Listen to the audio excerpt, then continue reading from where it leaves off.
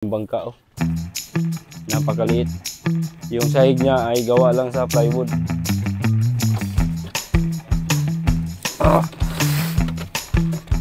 Okay.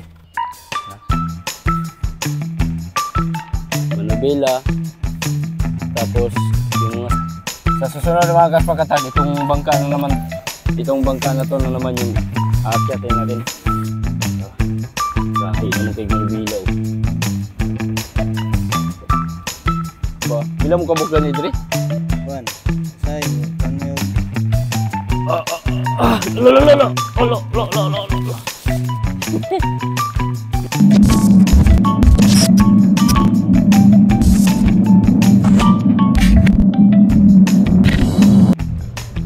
Yo mga kaspraki, good morning again. Good morning again. Ito na yung palaging intro. Dito talaga tayo nag-intro palagi mga kaspraki. Ayan. Pupunta tayo ng Dipolog ulit. Babalik kami doon para meron akong mai-vlog at meron akong maipakita sa inyo mga kaspraki ng mga bata o ng Masol Andres Punong. Wala mang pasok ngayon dahil sim break. Uy, wala. Gwapo lagi kag pusil. Nindot lagi na mo na ya. Lo. Dakuha sa isda oy.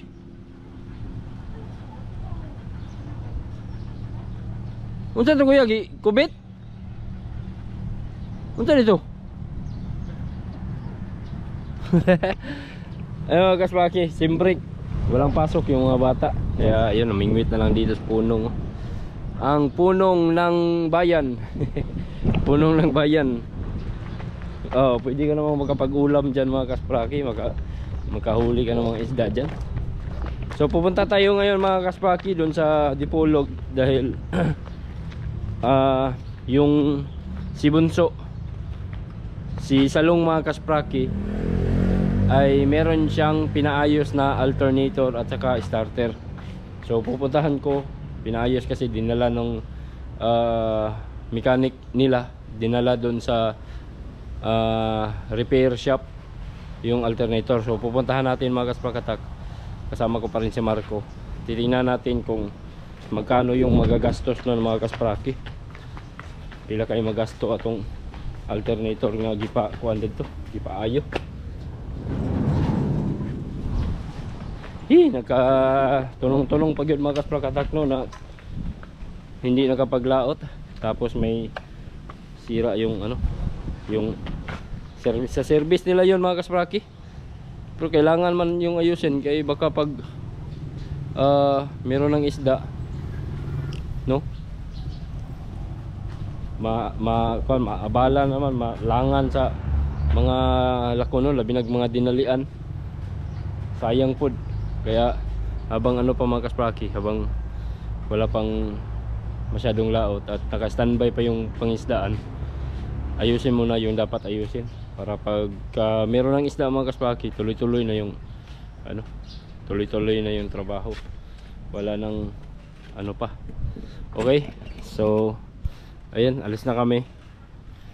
Ito, kasama ko talaga tong taon to, kay naging tulong man to sa vlog natin mga kasprakatak. Alright, let's go. Yo mga kasprakatak, yan, papunta na kami ng Dipolog. Nagbao lang kami mga kaspraki, kasama man sila, kasama man si Mrs. at saka si Inyang. Sorry din sila, wala silang magawa sa bahay no? Sobrang mingaw din kasi dito. Wala yung mga kapitbahay namin, umalis ng Mutibot kasi walang magawa dito sa mga kasprakatak. Walang magawa dito sa bahay. Sila Raisan pumunta ng Mutibot, doon siya mangingisda. Buti man kasi doon mga kaspraki dahil malinaw lang yung dagat doon, hindi mahangin. So ngayon babalik kami ng Dipolog mga kaspraki. Hindi kami nakapag-vlog kaninang umaga dahil naiwan ko yung mic ng cellphone, kaya ngayon na lang namin ipagpatuloy. Alright, see you there.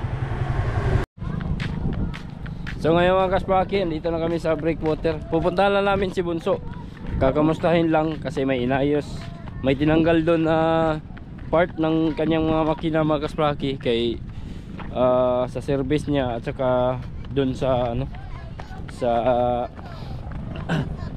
doon sa kanyang main boat, mother boat, si Bunso mga kaspakatak. Ah, nali si Kapaploy, kita si Kapaploy. Nakaila sila mga kaspaki. Idol! Ha? Oh! Ngayon na po sila pangapi. Oh. Ha? Mangapi tadi ya? Sige.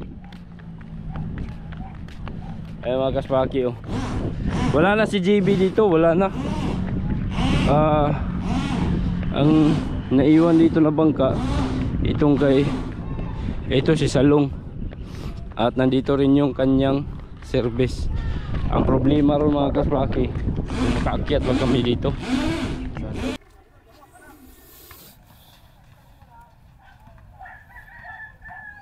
Sa susunod mga kaspakatak, itong bangka na to na naman yung aakyatin natin. Vlog natin mga kaspaki, tingnan natin kung anong meron dyan sa bangka na yan. Yung kulay yellow, Victor. Ayan. Tala, let's go. Whoops, up. Hadlok ra ba kaning agyanan diri mga kaspaki? Oh, tingnan nyo. Lo, oh. Delikado. Gagmay kayo og kuan. Oops.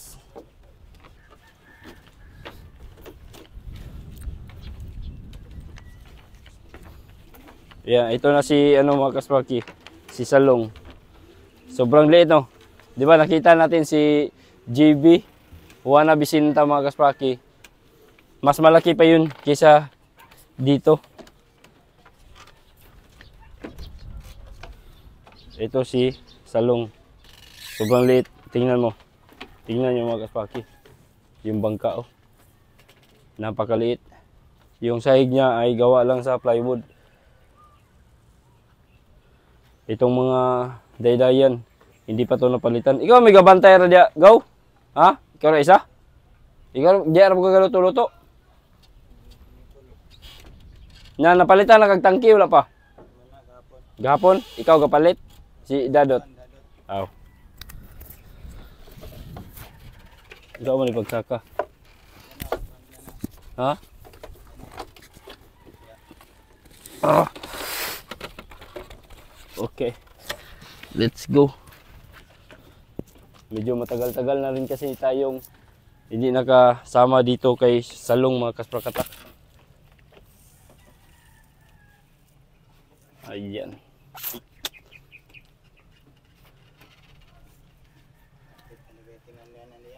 Oh, hapit na. Ikaw rin sa bantay diri. Singalan kaya nimo si Kuan kailan ko nimo? Ha? Ha? Kuan adprin nung kita. Unsa ha? Unsa adprint to? Ni-chat ka nako? Nga unsa mo gi-chat nako? Ni-shout out ka? Ito pala yung bantay. Siya yung nagbabantay dito mga kaspakatak. Dari ka marko kay murag against the world ya. Ayan. Siya lang yung nagbabantay dito kasi yung mga kasama niya iba nagtatrabaho. Oh, yung mga kauban mo no, nagtatrabaho. Construction? Dito sa kuan, construction ang uban sa kuan ng Masayro. Ha? Masayro kuan kasi kanang motor single. Ah, kani nga balhabal. Balabal. Nagabalhabal yung iba. Pila mo kabuklan idri? Kuan. Usay mo kuan mo D-size. D-size kabuk 15. Kay ang uban ang uli man kadto silang kuan maglinton. Thomas Bukid. Sa bukid. Mo day ba? Mamalik na po to yung panguha na po. Oh, kay ting isda naman po hapit. Sige lang, basig ting amihan na ni magabawi-bawi na ta. Agwanta lang sa jug bantay-bantay diri ha. Kay kan ko. Ani maga si kan gayot. Mare man po. Ani ra. Mare sa. Unsa ngalan gayto nimo? Alvin. Alvin. Ni comment ka sa ko, ni vlog di ka, ni comment ka sa kung kuan. Ni chat ka nako. Nakita man ako dito yung kan gad, yung teacher ni mo to na oy si kan ni si Kuya Unel man ni. Oh. Chat ko. Ana. Sorry yung ko diri bin ha. Oh. Ayun mga kaspaki si Alvin. Siya yung nagbabantay dito. Ito yung lambat ni mga kaspakatak ni Salong. Tingnan nyo ha, Salong. Ito si Salong. Salong lang, walang number. Pero yung isa, ayan, tingnan nyo mga kaspaki. Oh. Ayun, oh. I-zoom daw. Ito si Salong. Salong 1. Di ba? Yan yung service ni Boss Nanoy. Si Salong 1. Ito, Salong lang mga kaspakatak. Oh, maliit. Ito yung pinakamaliit na namin, pangisda mga kaspaki. Sobrang liit niya. Oh, tingnan niyo, oh. Maliit lang din yung kanyang winch. Kani okay pa ni. Gitang tanga na ba ni og kuan? Alternator gipaayo nako. Kamong duha ka tangtang kauban? Kuan si kuan man nga master mga kuan na. Si master gatanggal. Siya mo ginisita ba? At ito mga kaspakatak, grabe sobrang luma na itong bangka na to. Oh. Kulang lang na siya ng linis. Ito mga kaspakatak, nakadepende lang kasi yan sa sa operator. Itong bangka na to, malinis naman dito sa ibabaw pero yung gilid niya, mga gilid niya, hindi pa nalinisan siguro, wala pa sigurong time yung kapitan dito. Ayan oh. Pintalana na. Luoy kayo, grabe na kay kalumot oh. Asa katig niya. Itong dito, lutang pa yung katig niya sa kabila, sa kaliwang bahagi. Dito sa kanang bahagi, parang lubog na siya mga kaspakatak. Tingnan nyo. Lubog niya. Pero, meron pa din siyang floater, drum float, nilagay. Kumbaga, suporta yan mga kaspakatak. Pagka suporta yan sa, halimbawa, paglulubog yung katig. So, may suporta na lulutang dito din sa kabila. Dito sa kabila, dalawa yung nilagay kasi kadalasan dito sa kanan yung palaging lulubog mga kaspaki kasi mas madalas yung tao dito sa gilid lalo na pag magtrabaho na dito lahat yung mga tao sa gilid. Ito palitan, kailangan na din tong palitan ng kahoy na to. Hapit na po. Siguro nang dahil yan sa pag-arya ng bato, kaya naging ganito na. Gabok na. Pagpakaon lagi. Gabok na po mga kaspakatak. Kailangan ng agarang aksyon. Itong bangka na to, kailangan palitan.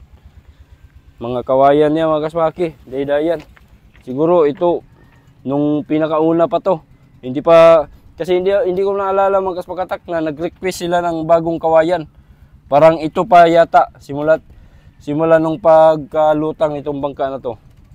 So kami yung kumuha nito doon sa bukid, itong mga kawayan na to. Ayan dito, doon wala na nga, hindi na umabot yung isa dito. Wala na. Gitapara na gani og kuan. Nasudlan na siguro ng tubig ning katig no? Gitaparan malagi og kuan kawayan. Daan man na. Di sa diya wala na. Butangan mo na sa kay. Okay.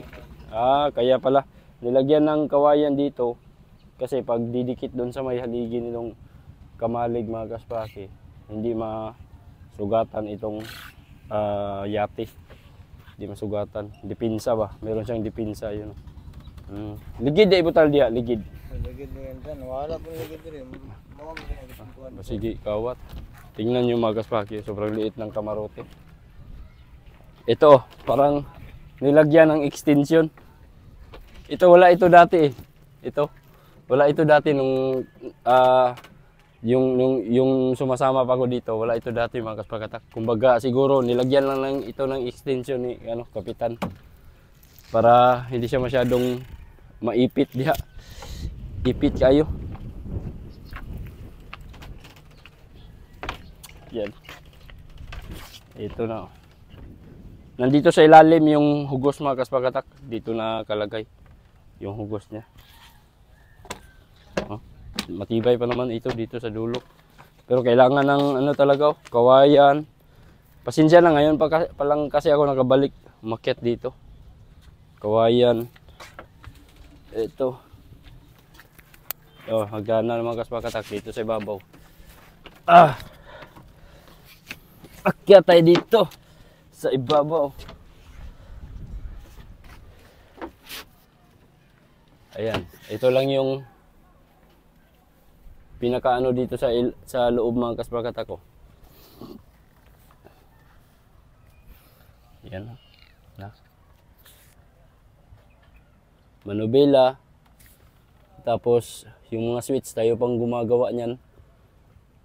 Yung ignition switch. Tayo yung nagplaster niyan mga kasparkatak. Saka yung manubela. Naka-stainless yung steering wheel niya.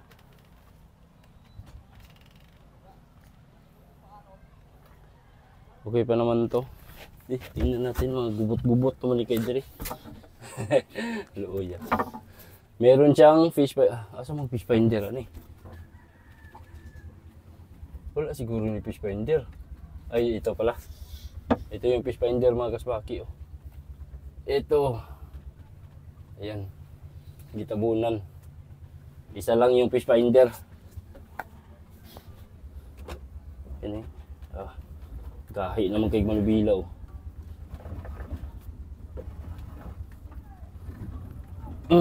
Gahi na.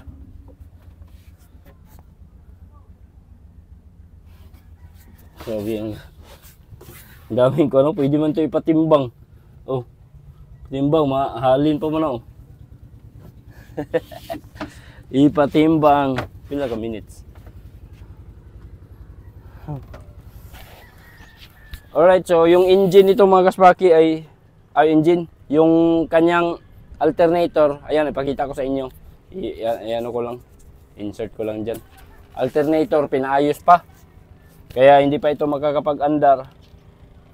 Kasi yung alternator niya ay nasira, hindi daw nagkarga ng kuryente. So, nasira yung alternator niya.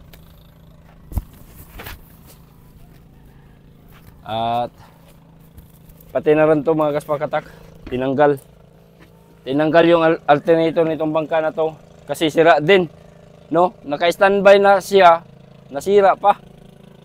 Hindi siguro makakasira din siguro yung hindi masyadong nagagamit, no? Kasi palagi standby talaga mga kasparkatak, mga 3 linggo nang naka-standby. Nasira mahinoon, buwanga eh. Yung alternator niya dinala doon sa repair shop, alternator at saka starter, yung nadali or yung nasira nitong bangka na to. Ito yung service. Ito, ano lang, yung alternator lang niya. Pero kailangan i-rewind kasi yung mga terminals niya mga kasbaki, napudpod ba? Kinain ng kalawang. Mahirapan kasi yung electrician, mahirapan na magdugtong siguro. Kaya kailangan baklasin yung yung mga wires niya. I-rewind na lang.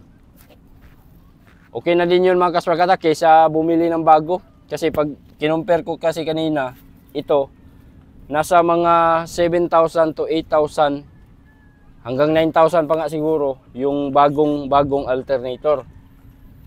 Pero pagka yun ay ipaayos mo lang, i-rewind lang, gagastos lang siya ng mga 2,800 lang daw. 2,800 lang daw yung singil ng electrician. So makakatipid pa tayo. Samantalang hindi pa naman masyadong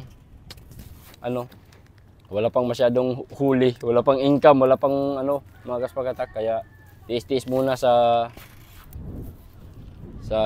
gamay, maliit na gasto. Basin day puhon makachamba or magpapahuli na yung mga isda, doon na tayo bibili ng bago. Kung sakali madali lang naman palitan kasi pag bago, diretso lang siya, diretso kabit lang.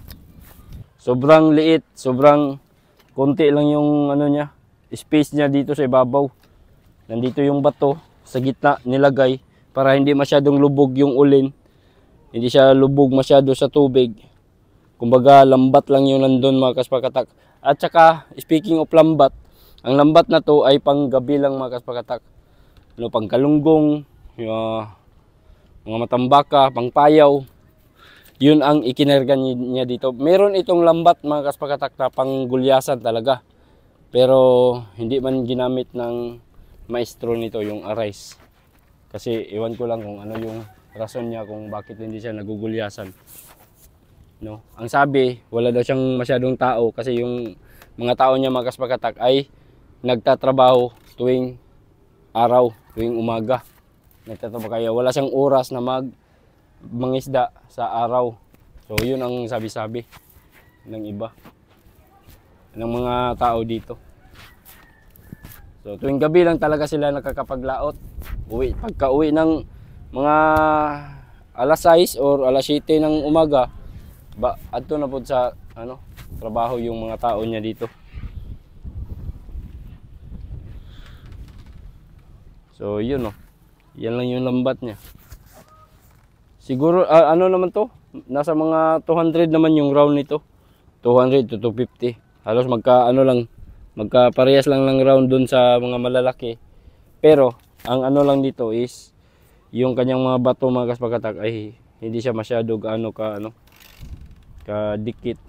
Ayan yung mga ano niya sa singsing mga bato lang din, di tulad nung sa mga lansa na parang parang hotdog na malalaki. Pero yan, pinag-ipon-ipon lang ng mga tingga. At yung lalim nito mga kaspakatak ay nasa mga lang, 60. 60 fathoms lang yung niya, yung pinakasentro niya. So hindi siya gaano masyado makakahuli ng mas malalim pa na isda compared dun sa mga malalaki.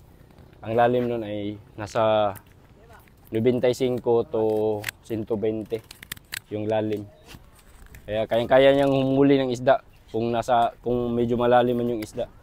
Kaya niyang abutin. Alright, so dito tayo mga kaspakatak. Yan.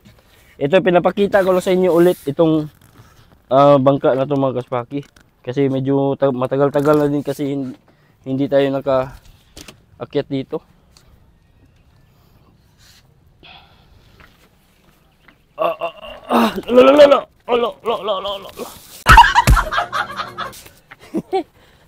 Nantay markuha ko yun. Ayo kagi dia, ayo dia. Very. Safety first. Balag mahulog ta. Ayo. Lo. Tingnan niyo mga kaspakatak yung palatik nabuak na. Siguro na dahil yan sa sobrang init. Kaya nagkaganyan Gibaatan na lang ganig PC Ito sa gitna okay pa naman. Medyo maliliit yung palatik niya compared kay kay Tayon. Malalaki yung palatik ni Tayon. At siyempre, mas malaki din yung kay Tayon kaysa nito, yung bangka ni Tayon mga kaspakatak. So ayan mga kaspakatak, itong service na to tingnan nyo, mas malaki pa siya. Itong kung saan tayo nakatungtong ngayon, mas malaki pa siya compared dito sa kanyang mother boat. Ito yung mother boat niya mga kaspaki. Ayan, sobrang laki. At itong service na to mga kaspakatak ay dati itong skiff ni Dumsidus. Nilipat lang siya dito.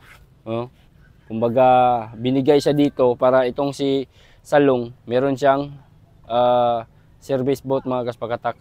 So ito yung katuwang niya sa paghahanap ng isda. Ito yung katulong niya doon sa paghahanap sa pangingisda sa laot. At dito rin kinakarga sa bangka na to pagka itong si Salong ay meron na siyang huli isda. Meron siyang 2 budiga mga kaspakatak. Ito, 2. So ang capacity nito, kapag karga ito, pag puno yan, mapuno ito, nasa mga 30 banyiras yung laman. Dito din, ganun din mga kaspakatak, 30. So meron siyang kapasidad na mga 60 banyiras. 60 to 70 banyiras yung pwedeng ikarga sa bangka na ito mga kaspaki. Okay lang, kayang-kaya ikarga niya kasi malaki naman tong bangka na to, mas habog. So ayan, mataas pa yung dulong. Nung araw nga mga kaspakatak, yung marami ang huli, puno na nga yung 2 budiga, puno na. Pero dito nilagyan din ng isda dito sa sahig, nagkalat. Kung maalala nyo lang na kung nakita nyo lang dati sa vlog ko na umapaw yung isda talaga. Sobrang dami ng nahuli nilang isda. Hanggang dito Hanggang dito yung isda mga kaspaki. Patungo doon sa pinakaulin. Ayan.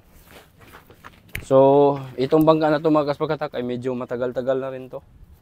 Dugay, pero matibay pa yung ilalim nito mga kaspakatak. Kung kita nyo dito sa gilid, parang ano na siya, sira-sira na. Siguro kulang sa maintenance lang ito ng operator. Nasa operator kasi yan mga kaspaki. No? Kumbaga kami, igo lang may nag-intrigo sa ilaha. Bangka. Oh.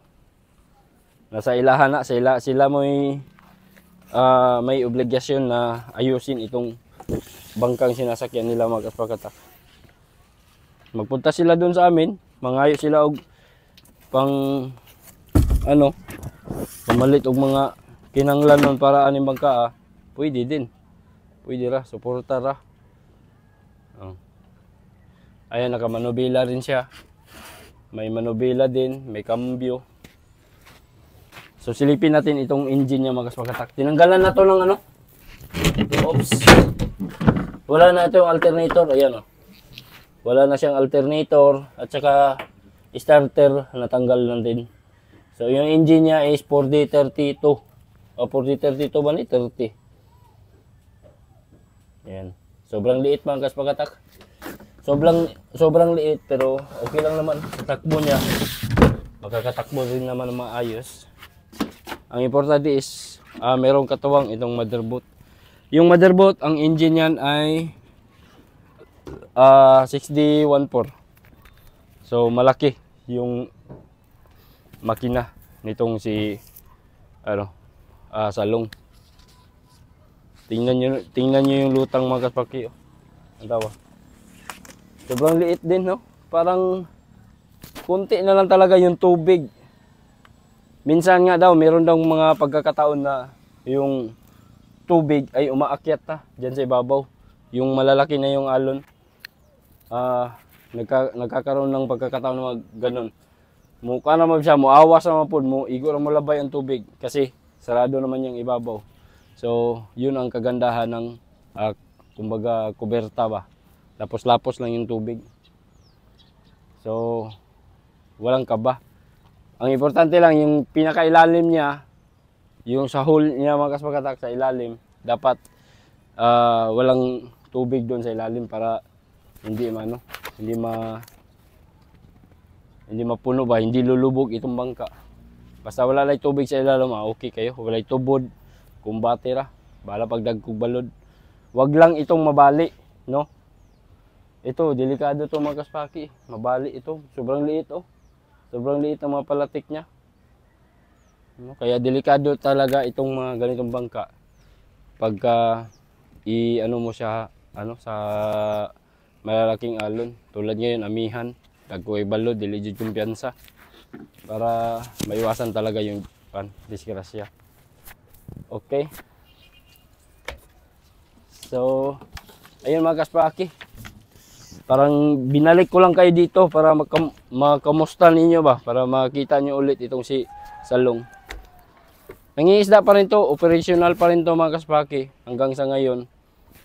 No, sa season ngayon mga kaspakatak, ilang beses lang sila nakapag-remit ng isda.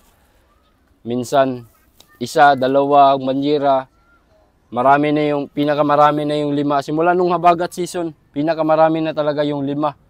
Yung sa mga nahuhuli nila. Kaya sa mga na to mga kaspakatak, sa season na to, habagat, luging-lugi talaga. Alkansi, malaki yung lugi nitong bangka na to. Kasi sa sa krudo, mahal. Ayan, yung mga krudo nila sa ibabaw nilagay. Meron siyang lutuan itong part na to, yan yung lutuan niya. Lugi talaga. Pero okay lang, laban pa rin mga kaspaki. Tuloy pa rin ang laban. Gamay mo pag yung bangka ago, dili kay ka atraka sa laod. Marang piki good. Pinapakita ko lang sa inyo para makumusta natin itong si Salong at saka itong si Dumsi 5. Ayan. Sayang lang hindi siya nagamit sa panggulyasan.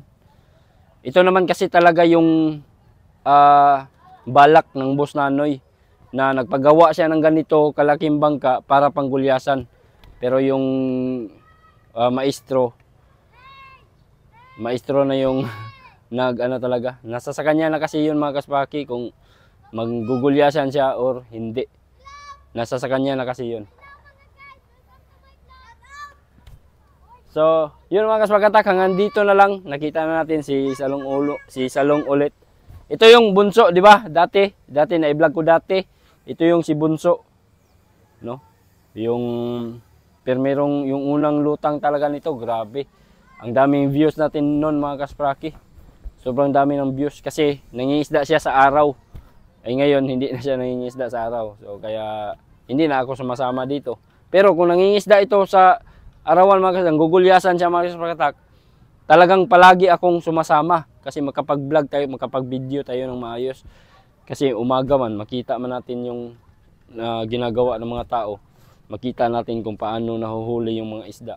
Pero yung trabaho niya sa ngayon ay panggabi, doon na lang ako sumasama sa malalaki mga kaspakatak. Sipa tayo doon at nakakapag-vlog din tayo paminsan-minsan. Yun, sunuro na to. Sana bukas o sa susunod na video natin, sana sa susunod na vlog natin, ito na namang si Victor. Akyatin natin yan sa susunod. Hingi muna tayo ng permiso sa may-ari niyan. Diyan naman tayo mag-ikot-ikot. Titingnan lang natin kung anong meron diyan sa bangka na yan mga kaspakatak. Ito yung service niya. Ito yung kasama niya sa pangingisda. Yan, meron siyang ilan yan. Mga light boats niya. Meron siyang service, isa. Tapos mother boat. Sobrang liit tingnan ng lambat mga kaspakatak. Pag malaki talaga yung bangka, maliit tingnan yung lambat, no? So, yun. Sana magkaroon tayo ng time o pagkakataon na maakyat natin itong si Victor, Victor. Muna tayo, hingi muna tayo ng permiso sa may-ari niyan. Kung pwede ra ba mag-vlog tayo diyan sa kasata. Asam si Alvin? Idol!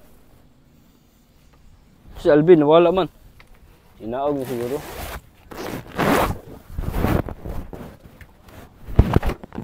Okay. Okay.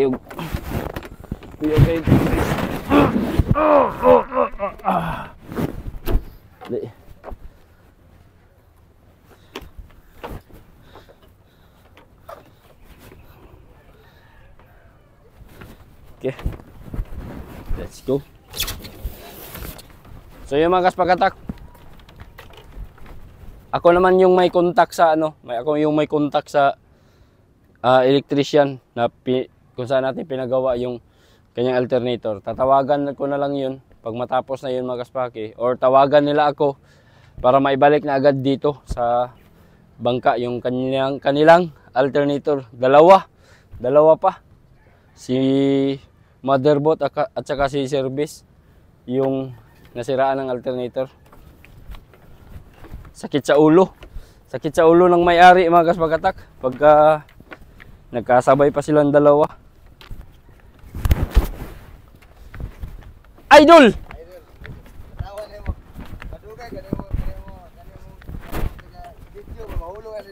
Ay, wala na, anad na kayo na. Ay, masawa din, makikinig bangka.